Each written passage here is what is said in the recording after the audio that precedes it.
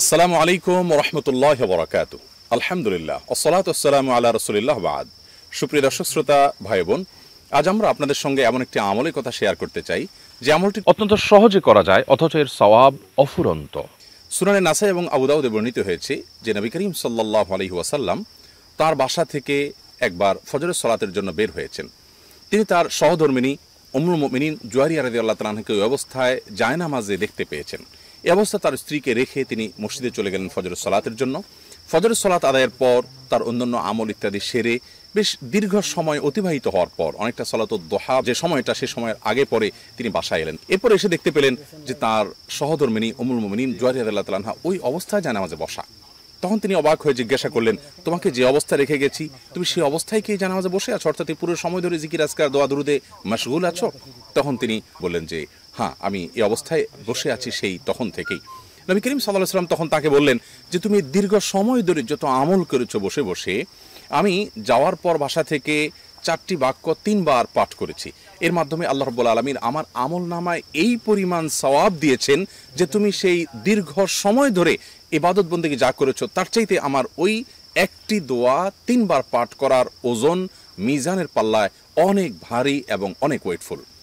নবী করিম সাল্লাল্লাহু আলাইহি ওয়াসাল্লাম তারপর তাঁর সহধর্মীকে সেই দোয়াটি শিক্ষা দিলেন। সেটি হলো সুবহানাল্লাহি ওয়া বিহামদিহি আদাদা খালকি ওয়া রিদা নাফসি ওয়া জিনাতা আরশি ওয়া মিদাদা কালিমাতি।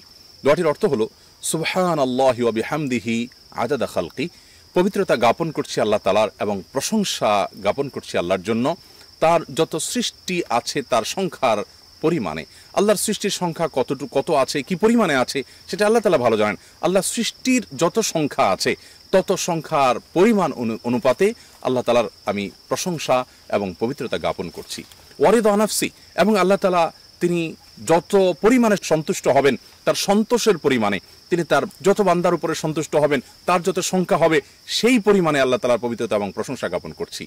ওয়াজিনাতা আরশি, এবং আল্লাহ রাব্বুল আলামিনের আরশের ওজন কত বেশি হবে আল্লাহ ভালো জানেন, সেই পরিমাণে আল্লাহর পবিত্রতা এবং প্রশংসা জ্ঞাপন করছি।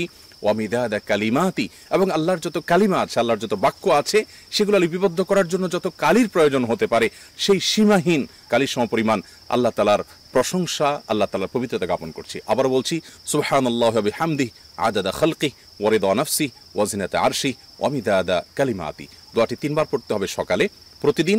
আল্লাহ রাব্বুল আলামিন দীর্ঘ সময় ধরে এক জায়গায় বসে দোয়া জিকির আজকার করার যে পরিমাণ সওয়াব হবে তার চাইতে ওয়েটফুল, তার চাইতে ভারী সওয়াব আল্লাহ তাআলা মিজানের পাল্লা আমাদেরকে দান করবেন এই দোয়া নিয়মিত পাঠ করার মাধ্যমে। অতএব এই হাদিসের উদ্দেশ্যকে আমরা এটা না বুঝি যে শুধুমাত্র এই দোয়া 3 বার পাঠ করলেই সকাল সন্ধ্যা আর আমাদের কোনো আমল করার প্রয়োজন নেই, বরং অন্যান্য আমলের পাশাপাশি এই আমলটি আমাদেরকে অনেক দূর এগিয়ে যেতে সাহায্য করবে জান্নাতের পথে। আল্লাহ তাআলা আমাদের সকলকে নেক এবং ভালো কাজে প্রতিযোগিতার সাথে অগ্রসর হওয়ার তৌফিক দান করুন। আসসালামু আলাইকুম ওয়া রাহমাতুল্লাহি ওয়া বারাকাতুহু।